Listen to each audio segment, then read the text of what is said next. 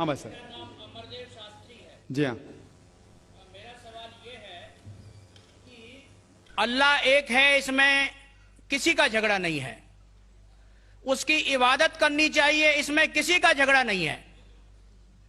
جھگڑا ہے life style کا، جھگڑا ہے کلچر کا، سنسکرتی کا.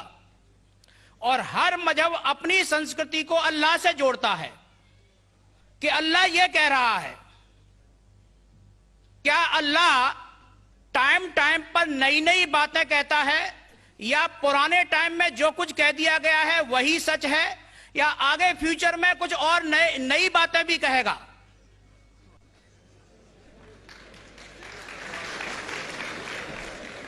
بھائی صاحب کا اچھا سوال تھا کہ کسی کو دو رائے نہیں کہ اللہ ایک ہے، بھگوان ایک ہے. سب مانتے کیسے اسی کی عبادت کرنا چاہیے، لیکن ہر مذہب اپنی کلچر، اپنی سنسکرتی کو دیکھ کے سٹائل بدلتا ہے. تو اللہ تعالیٰ جو پہلے کہہ چکا وہ ابھی بھی سیم ہے کہ ٹائم پہ بدلتا ہے. بھائی صاحب کا سوال اچھا ہے، لیکن یہ کہنا چاہتا ہوں جواب دینے کے پہلے. ان بھائی صاحب نے کہا کہ سب مانتے ہیں کہ اللہ ایک ہے. یہ میں نہیں مانتا ہوں کہ سب مانتے، میں نہیں مانتا ہوں کہ سب مانتے. یہ میرا فیلڈ ہے، یہ میرا فن ہے غیر مسلم سے بات کرنا. میں یہ نہیں مانتا ہوں کہ ہر غیر مسلم مانتے اللہ ایک ہے، کہ بھگوان ایک ہے. کئی لوگ بھگوان میں مانتے ہی نہیں، ناستک کہتے. اور جو لوگ کہتے بھگوان میں مانتے ہیں، ہر کوئی ایک میں نہیں مانتا. کتنے لوگ 3 میں مانتے، کتنے لوگ 100 میں مانتے، کتنے لوگ سب کچھ بھگوان مانتے. تو پہلے آپ کے جو سوال کا جو پہلا تھا، ہر انسان مانتا ہے بھگوان ایک ہے، اس سے میں متفق نہیں ہوں. دوسری چیز کہ سب ایک ہی بھگوان، ایک ہی ایشور کو پوچھتے ہیں کہ عبادت کرتے، یہ بھی میں نہیں مانتا ہوں. یہ بات ہے کہ اکثر لوگ مانتے ہیں کہ بھگوان ایک ہے، یہاں تک کہ تو صحیح ہے اکثر، سب نے اکثر، لیکن ایک ہی بھگوان کو پوچھتے یہ بالکل غلط ہے. سب لوگ ایک بھگوان کو نہیں پوچھتے. مثال کے طور پہ اکثر قرآن کی آیت ہے کہ جو لوگ کہتے ہیں کہ ایک بھگوان کو مانتے ہیں لیکن اور کو بھی پوچھتے ہیں، اسے کہتے ہیں شرک. آپ پوچھیں گے عام انسان بھگوان ایک ہے، مالک ایک ہے بولیں گے، لیکن جا رہے پوچھ رہے بدھ کو پوچھ رہے، کبھی اس کو پوچھتے کبھی اس کو پوچھتے. تو یہ آپ اگر دھرم کی کتاب پڑھیں گے، بائبل پڑھو، وید پڑھو، یہ سب اس کی ممانعت ہے. یہ حرام ہے کہ کسی اور کو پوچھنا. اس کے باوجود دھرم کے ماننے والے اکثر دوسری چیز کو پوچھتے ہیں جو بالکل غلط ہے. تو یہ کہنا کہ انسان ایک ہی بھگوان میں مانتا ہے اور اسی کو پوچھتا ہے بالکل غلط ہے. آپ دیکھیں گے عام طور پہ جو فرق ہے کہ جو قرآن کی آیت ہے تعالیٰ الی کلمۃ سواء بینکم، آپس میں اس چیز پہ آؤ جو ہم اور آپ میں یکساں ہے. سب سے پہلی بات ہے اللہ نعبد الا اللہ، کہ ہم ایک ہی ایشور، ایک ہی بھگوان کی عبادت کریں. ایک ہی بھگوان میں ماننا کافی نہیں، ماننے کے علاوہ اسی کی عبادت کرنا اور کسی کی نہیں. آپ کا اہم سوال کہ ہر مذہب ایک ہی بھگوان کہتا ہے، یہ بالکل صحیح ہے. ایک ہی بھگوان کی عبادت کہنا کہ بالکل صحیح ہے، لیکن اپنے تہذیب کے حساب سے بدلتے رہتا ہے. یہ کہنا غلط ہے. اور اللہ تعالیٰ کتنے بار بدلتا ہے؟ یہ کہہ سکتے ہیں کہ ٹائم جانے کے وجہ سے کتابیں بدلتی گئی. اللہ کا جو پیغام ہے، بیسک پیغام، وہ سیم ہے، وہ بدلتا نہیں. کہ اللہ ایک ہے، ایک ایشور کی عبادت کرو، وہ بدلتا نہیں. اس کے کچھ چیزیں، اوپری چیزیں شاید بدلے.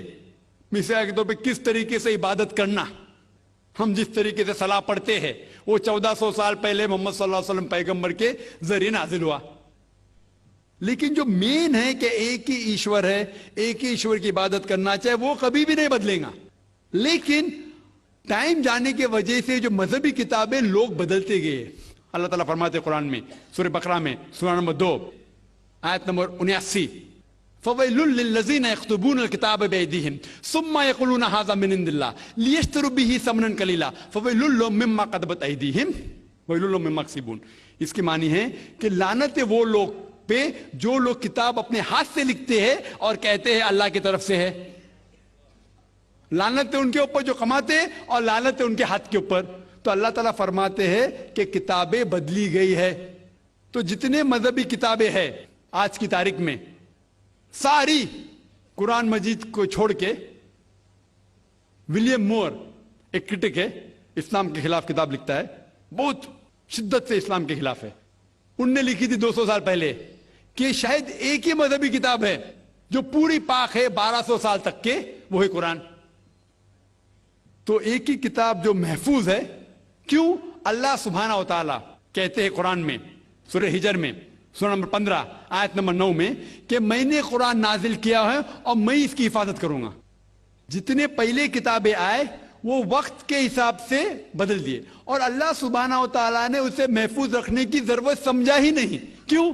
کیونکہ جتنے پیغمبر محمد صلی اللہ علیہ وسلم کے پہلے آئے وہ پیغمبر صرف اپنی قوم کے لیے آئے اور کچھ وقت کے لیے آئے، تا قیامت تک نہیں. عیسیٰ علیہ السلام صرف یہود کے لیے آئے، موسیٰ علیہ السلام اس وقت کے لیے آئے. جتنے پیغمبر آئے اپنی قوم کے لیے آئے اور کچھ محدود وقت کے لیے آئے، ایک قوم کے لیے آئے. لیکن محمد صلی اللہ علیہ وسلم آخری پیغمبر صرف مسلم یا صرف عربوں کے لیے نہیں آئے، ساری انسانیت کے لیے آئے. اور جو کلام ان کے ذریعے نازل ہوا اللہ سبحانہ و تعالیٰ قرآن، وہ صرف مسلم کے لیے نہیں اور صرف اس وقت کے لیے، وہ ساری انسانیت کے لیے اور تا قیامت تک ہے.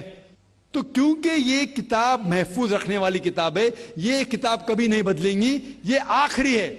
اور اللہ تعالیٰ فرماتے سورہ مائدہ میں سورہ نمبر 5 آیت نمبر 3 میں کہ میں نے انسانوں کے لیے اسلام چنا اور ان کے لیے یہ مذہب سب سے بہترین مذہب چنا، اور یہ مکمل ہو گیا. اس کے بعد کچھ چیز نئی نہیں آئیں گی اور کچھ چیز نکالی نہیں جا سکتی. تو پہلے جتنے کتابیں آئے، جتنے نازل ہوئے اللہ تعالیٰ کے، وہ بدلتے گئے کیونکہ اسے محفوظ رکھنے کی ضرورت تھی نہیں، کیونکہ وہ پیغام پورا مکمل پیغام تا قیامت تک تھا ہی نہیں. لیکن آخری پیغمبر محمد صلی اللہ علیہ وسلم 1400 سال پہلے آئے، ان کا جو پیغام ہے اور جو کتاب نازل کی گئی قرآن، وہ تا قیامت تک ہونے والی تھی، اسی لیے اسے محفوظ رکھا گیا ہے. تو اللہ سبحانہ و تعالیٰ نے 1400 سال پہلے سمجھے کہ یہ وقت ہی صحیح ہے کہ انسانیت اس درجے پہ پہنچ گئی کہ وہ قرآن کو سمجھ سکے. آپ مجھے پوچھیں گے کہ قرآن پہلے کیوں نازل کیا، 1400 سال پہلے کیوں کیا، 10,000 سال پہلے کیوں نہیں کیا؟ تو میں کہوں گا کہ اللہ تعالیٰ ہمارا خالق ہے، وہ جانتا ہے کہ انسان کب کس چیز سمجھ سکے. مثال تو میرا بیٹا کہیں گا کہ مجھے ڈاکٹر بننے کا ڈائریکٹ میڈیکل کالج میں ڈالو، میں بولوں گا پہلے 10th کرو، اسکول جاؤ، پھر کالج جاؤ، پھر میڈیکل کالج جاؤ.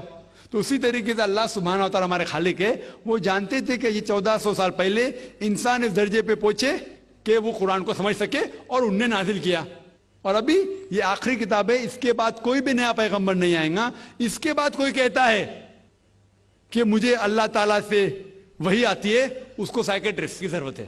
سائیکیٹرسٹ دماغ کی بیماری ہے.